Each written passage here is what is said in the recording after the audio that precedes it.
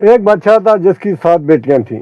ایک دن بادشاہ اپنی بیٹیوں سے کہنے لگا، میں تم سے جو سوال کروں گا اس کا صحیح جواب دو گی تو میں تمہیں تمہارا من چاہا تحفہ دوں گا۔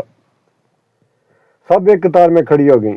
بادشاہ نے پوچھا، تم کس کا دیا کھاتی ہو اور کس کا دیا پہنتی ہو؟ 7 میں سے 6 بیٹیوں نے جواب دیا، حضور آپ کا دیا کھاتی ہیں اور آپ کا دیا پہنتی ہیں۔ بادشاہ ان کے جواب پر بہت خوش ہوا اور انہیں ان کے من چاہے تحفے دے دیے۔ سب سے چھوٹی بیٹی سے پوچھا تو اس نے جواب دیا کہ میں اپنے رب کا دیا ہوا کھاتی ہوں اور اپنے نصیب کا پہنتی ہوں، اور یہی میری قسمت ہے۔ بادشاہ اس کے جواب پر بہت حیران ہوا اور بہت طیش میں آ گیا۔ بادشاہ نے اپنے نوکروں کو حکم دیا، اس کو جنگل میں چھوڑاؤ، میں بھی دیکھتا ہوں یہ میرے بغیر کیسے کھاتی ہے۔ بادشاہ نے شہزادی سے مہنگے زیورات اور کپڑے لے لیے اور خستہ حال کپڑوں میں جنگل میں چھوڑایا۔ شہزادی مطمئن تھی اور اللہ پر توکل تھا۔ سب سپاہی شہزادی کو جنگل میں چھوڑ کر واپس آ گئے اور شہزادی جنگل میں اکیلی رہ گئی۔ شہزادی ادھر ادھر دیکھنے لگ گئی اور چاروں طرف درخت تھے۔ دوپہر سے شام ہو گئی۔ شہزادی نے سوچا کیوں نہ رات کے لیے لکڑیاں گٹھی کی جائیں، اس سے رات گزر بھی جائے گی اور آگ کو دیکھ کر کوئی جنگلی جانور بھی قریب نہیں آئے گا۔ لکڑیوں کی تلاش میں جب شہزادی نکلی تو اسے جنگل میں ایک جھونپڑی نظر آئی جہاں باہر ایک بکری باندھی ہوئی تھی اور اندر سے کھانسنے کی آواز آ رہی تھی۔ شہزادی پہلے تو بہت حیران ہوئی کہ ویران جنگل میں جھونپڑی کیسے؟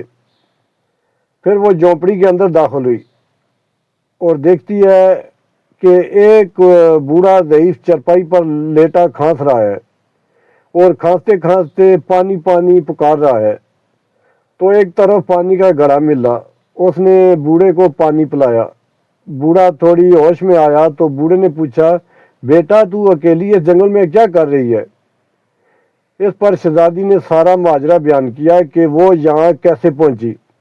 یہ سن کر بوڑھے نے شہزادی کو جھونپڑی میں رہنے کا کہا، میں شہر میں کام کرتا ہوں اور صبح سویرے چلا جاؤں گا اور 7 دن بعد واپس آؤں گا، اور جھونپڑی میں کھانے پینے کا سارا سامان ہے اور قریب ہی ایک ندی ہے، وہاں سے پانی بھر لینا۔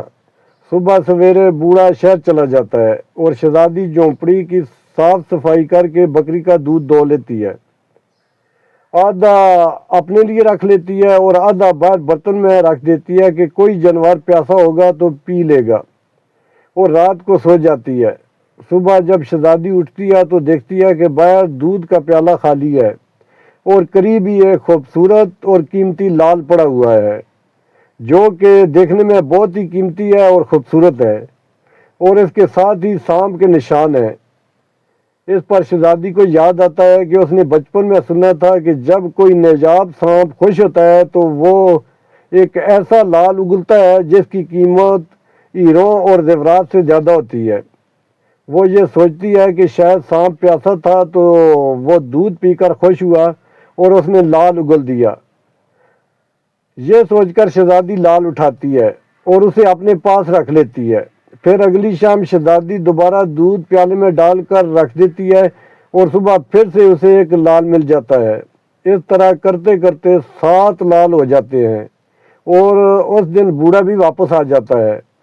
بوڑھے کے واپس آنے پر شہزادی اسے سارا ماجرا بتاتی ہے اور 3 لال اسے دے دیتی ہے اور 4 کا ہار بنا کر اپنے گلے میں پہن لیتی ہے، اور بوڑھے کو کہتی ہے یہ لال صبح شہر آ کر بیچ دینا اور واپسی پر اپنے ساتھ مال بنانے والے مزدور بھی لے آنا۔ اگلے دن بوڑھا مزدوروں کو لے آتا ہے اور دیکھتے ہی دیکھتے جنگل میں عالی شان محل تیار ہو جاتا ہے اور وہ بوڑھا اور شہزادی اس محل میں رہنے لگ جاتے ہیں۔ ایسا خوبصورت محل کہ جس میں دنیا کی ہر آرائش، نوکر چاکر اور تمام لذتیں میسر ہوتی ہیں۔ شہزادی جنگل میں لکڑیوں کی فیکٹری لگا دیتی ہے جہاں غریب کام کرتے ہیں اور ان کی روزی روٹی چلتی رہتی ہے۔ دیکھتے ہی دیکھتے شہزادی کے چرچے ہونے لگتے ہیں کہ شہزادی بہت ہی رحم دل ہے۔ اس طرح یہ خبر بادشاہ تک پہنچ جاتی ہے تو بادشاہ کے دل میں بھی اشتیاق پیدا ہوتا ہے۔ وہ کہتا ہے آخر ہم بھی تو دیکھیں کہ یہ کس ملک کی شہزادی ہے۔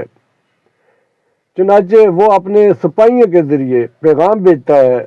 جب شہزادی کے سپاہی اسے بتاتے ہیں تو وہ کہتی ہے کہ وہ بادشاہ سے صرف ایک شرط پر ملے گی کہ جب بادشاہ اپنی ساری بیٹیوں کے ساتھ آئے گا۔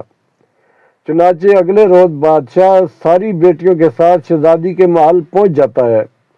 شہزادی ان کے لیے 7 رنگ کے کھانے تیار کرواتی ہے اور ہر کھانے کے ساتھ اسی رنگ کے کپڑے اور زیور پہن کر نقاب کے ساتھ سامنے آتی ہے۔ مال کی شان اور وقار دیکھ کر بادشاہ اور اس کی بیٹیاں متاثر ہو جاتی ہیں۔ بادشاہ آخر میں شہزادی سے کہہ دیتا ہے کہ تم میری بیٹیوں کی طرح ہو اور تمہارے کہنے پر میں اپنی ساری بیٹیوں کے ساتھ آیا ہوں، پھر ہم سے یہ پردہ کیسا؟ بہت اصرار پر شہزادی مان جاتی ہے اور کہتی ہے ٹھیک ہے، میں تیار ہو کر آتی ہوں۔ اس پر بادشاہ کی بیٹیاں آپس میں سرگوشیاں کرتی ہیں کہ اتنی تو تیار ہے، اب اور کتنا تیار ہوگی۔ کچھ دیر بعد بادشاہ دیکھتا ہے کہ دور سے کوئی خستہ حال کپڑوں میں اس کی طرف آ رہا ہے۔ غور کرنے پر بادشاہ کو یاد آتا ہے اور کہتا ہے یہ تو زندہ ہے، میں تو سمجھا مر گئی۔ میرے سپاہیوں نے ہی کہا تھا کہ جنگل میں شہزادی موجود نہیں۔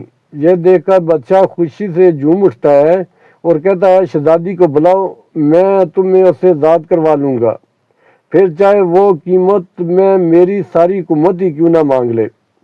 یہ سن کر شہزادی مسکرا کر کہتی ہے ابا حضور، میں ہی وہ شہزادی ہوں، میں کہتی تھی نا میں اللہ کا دیا کھاتی ہوں اور اپنے نصیب کا پہنتی ہوں۔ بس اسی اللہ کا احسان ہے کہ آج مجھے اتنا عطا کیا ہے کہ آج میں آپ سے بھی زیادہ امیر ہوں۔ یہ دیکھ کر باقی شہزادیاں دل ہی دل میں اس پر رشک کرنے لگتی ہیں اور کہتی ہیں کہ کاش ہم نے بھی اس وقت یہی کہا ہوتا کہ ہم اللہ کا دیا کھاتی ہیں اور اپنے نصیب کا پہنتی ہیں۔ پیارے دوستو، ہمیشہ اللہ پاک کا شکر ادا کیا کرو، وہ جس حال میں بھی رکھے اس کا شکر